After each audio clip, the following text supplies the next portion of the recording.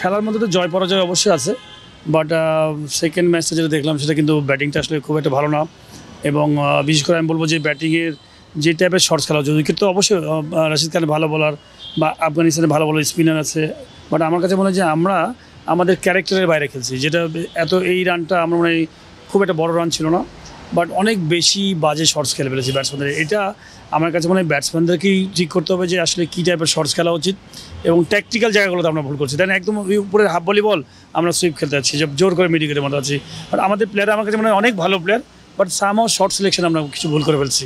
ভাই রশিদ খানকে বাংলাদেশ এর আগে অনেক খেলেছে, কিন্তু তারপরে রশিদ খানের বল মনে হচ্ছে যে নতুন ফেস করছে, এটা কি কারণে মনে হয় এমন হচ্ছে? না, হয়তো কনফিডেন্সের কিছু অভাব আছে, বাট আমি মনে করি আমাদের অনেক প্লেয়ার আছে যে আরামসে হ্যান্ডেল করতে পারে। রশিদ খান কিন্তু বেসিক্যালি টি-20-তে খুব ডেঞ্জার বলার আমার কাছে মনে হয়, বাট ওয়ান ডেতে যখন আপনি লো স্কোরিং খেলা খেলবেন তখন কিন্তু ডেঞ্জার হওয়ার কথা না, বাট আমরা গত ম্যাচে খুব বেশি অতিরিক্ত বাজে শট খেলে ফেলেছি, আমার কাছে মনে হয় অতিরিক্ত বাজে শট খেলে ফেলেছি, যার জন্য হয়তো ভালো কিছু করতে নেই। যখনই 3-4 উইকেট পড়ে গেছে, প্রেশার পড়ে গেছে, নেক্সট ব্যাটসম্যান বোলাররা তখন অ্যাটাক করেছে, ফিল্ডার অ্যাটাক করেছে, তো মেন্টাল প্রেশার চলে আসছে আমার কাছে মনে হয়, প্রেশারটা চলে আসছে মেন্টাল।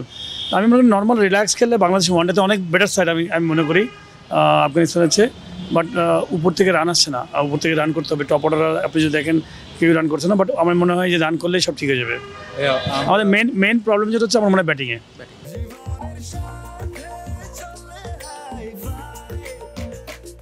স্বাস্থ্যকর অল টাইম হানিকম, সব সময় অল টাইম হেলদি লাইফ। আমরা দীর্ঘদিন ওডিআই ফরম্যাটটা কিন্তু আমাদের সবচেয়ে স্বাচ্ছন্দ্যের ফরম্যাট, কিন্তু দীর্ঘদিন ধরে আমরা টানা সিরিজ হাঁটতেছি এবং আমাদের প্লেয়াররা আপস অ্যান্ড ডাউন হচ্ছে।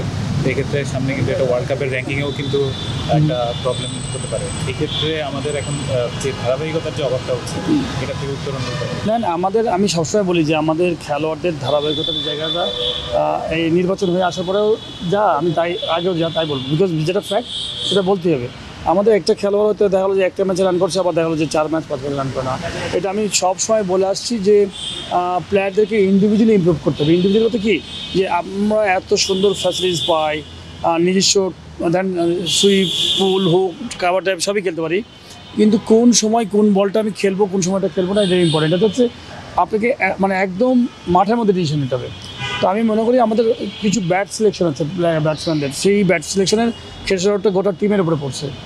তো আমি আশা করি যে নেক্সট যে ম্যাচটা আছে তারা কাম ব্যাক করবে, এবং টিম আমি মনে করি এখনও ভালো টিম, অনেক ভালো ভালো প্লেয়ার আছে আমাদের, বাট রান করতে হবে ব্যাটসম্যানদেরকে।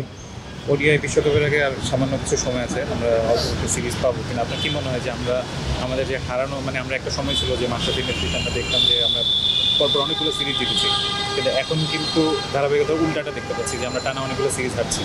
এখন সেক্ষেত্রে ল্যাকিংসটা কোথায়, যে টিম কম্বিনেশনে নাকি? দেখেন, আমরা অনেক সময় কখনো কখনো কোনো সিরিজ খারাপ হয়ে গেলে বা খারাপ সময় গেলে, আবার ভালো সময় গেলে খুবই ভালো, পুরা সবাই খুব ভালো কাজ করেছে তা না। রেজাল্ট কিন্তু আসে আলটিমেটলি আপনার দীর্ঘ সময় কী করেছেন পিছন দিক থেকে আপনার কিন্তু রেজাল্ট আসে।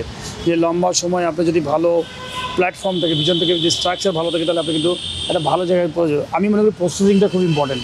তো রেজাল্ট কিন্তু আপ অ্যান্ড ডাউন হবে, কিন্তু আমি বলবো যে আমরা কি করছি, আমাদের পিছন থেকে প্লেয়ারগুলো কীভাবে সাপ্লাই দিচ্ছি, ভালো প্ল্যানিংগুলো ঠিক আছে কিনা, পরিকল্পনাগুলো সব ঠিক আছে কিনা। আর রেজাল্ট কিন্তু একটা আউটকাম, দুটো টিমই খেলতে আসে, কেউ জিতবে কেউ হারবে, বাট এটা বলবো যে আমাদের আমি মনে করি যে এখন যে পরিকল্পনাগুলো হচ্ছে ইনশাল্লাহ দেখবেন যে অনেক ভালো ভালো পরিকল্পনা আসবে, এবং বিশেষ করে ন্যাশনাল টিম বা এজ গ্রুপ বলেন, প্রত্যেকটা জায়গায় খুব সিরিয়াস। আর যারা যারা নতুন এখানে আসছেন সবাই কিন্তু আমার কাছে মনে হয় যে খুবই ডিটারমাইন্ড যে ভালো কিছু করবে। আশা করি ইনশাল্লাহ খুব শীঘ্রই দেখবেন যে অনেক কিছু ভালো ভালো অনেক কিছু চেঞ্জেস আসবে।